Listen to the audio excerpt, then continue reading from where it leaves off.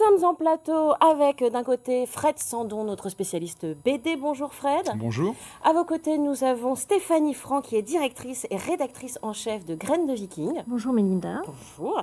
Graines de Viking, c'est le petit bouquin que tout parent se doit d'avoir sous le coude. Stéphanie, pour ceux qui ne connaissent pas, malheureux, qu'est-ce que c'est Graines de Viking? Qu'est-ce qu'on y trouve? C'est toutes les bonnes idées de sortie à faire en famille en Normandie. C'est génial, c'est la Bible. C'est ça. C'est la Bible des parents. Comment est née l'idée de ce magazine? Tout simplement autour d'une table de cuisine, une maman qui avait envie de faire des choses sympas avec ses enfants et qui se rendait compte qu'il y avait plein de choses un peu partout, mais qu'il n'y avait pas un petit bouquin qui référençait, qui regroupait un peu les choses. Et puis voilà, c'est comme ça qu'est né Graines de Viking. Et puis, je crois que les parents l'ont adopté. Non, mais c'est un truc, franchement, c'est énorme. Il y a plein de sorties à faire en famille. Donc, il y a aussi bien les cinémas, les sorties nature, les musées. Enfin, il y a vraiment plein de choses partout sur les 5 départements normands. Ouais. Et puis, il y a aussi le site internet. Oui, en fait, c'est ça. C'est que l'idée, c'est de répondre aux envies des parents. Voilà, qu'est-ce qu'ils ont envie de faire avec leurs enfants? Est-ce qu'ils ont envie... de visiter quelque chose, un château, une entreprise, une ferme?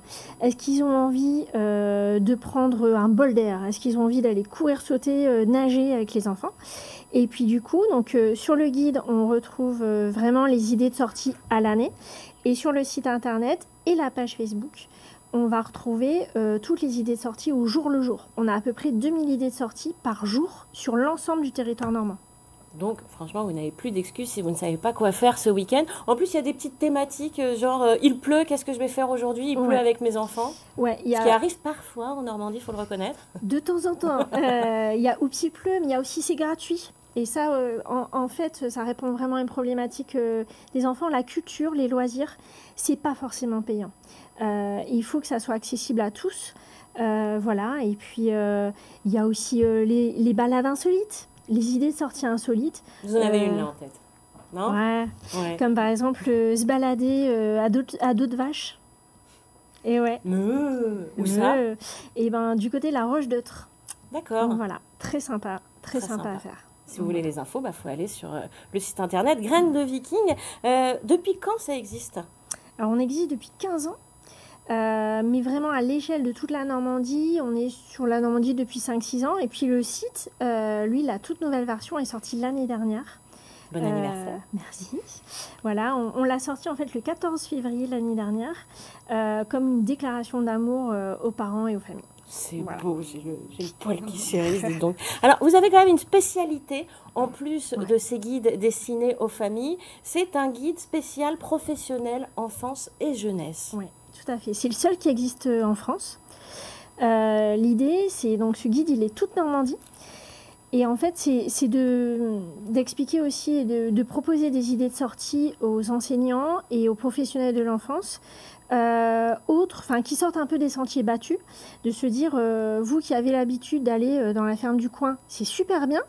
Par contre, en fait, sur la Normandie, il y a vraiment un tas de choses qui peuvent remplir les cases de vos objectifs pédagogiques sans forcément sortir de Normandie.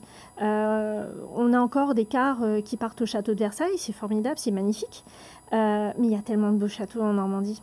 Puis, alors, les professionnels de l'enfance, ils ont leur métier, donc ils n'ont pas le temps de passer toute leur soirée à fouiller comme ça pour chercher des activités. Donc, pareil, vous avez des musées, vous avez des expositions participatives avec des guides à faire avec les élèves de la classe.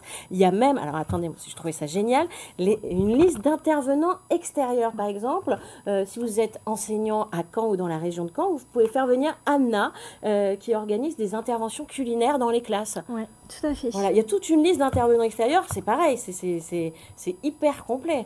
Ouais, j'essaye. Et puis, on a aussi une petite pépite qui parle aux enseignants. C'est qu'à la fin, en plus de l'index alphabétique standard, on a un index thématique. Donc, c'est-à-dire qu'un enseignant ou un professionnel de l'enfance qui veut traiter une thématique en particulier, il va tout de suite trouver les pages qui concernent sa recherche. Gain de temps. Voilà, on gagne du temps. Et puis, on donne aussi, bien sûr, les tarifs de groupe, le contact direct du responsable pédagogique du lieu. Voilà, on essaye de faire gagner du temps et d'être utile. Très bien, vous êtes super utile. Merci beaucoup à vous, bravo. Où est-ce qu'on peut vous retrouver du coup? Où est-ce qu'on peut trouver les magazines? Alors, ils partent un petit peu comme des petits pains, donc voilà. Les guides parents... Parce qu'il y en a 25 000 exemplaires. Ouais, de chaque. Les guides parents, ils sortent en avril. Donc, ils sont disponibles dans les offices de tourisme, mairies, bibliothèques, musées. En gros, tous les points de passage sympas des familles.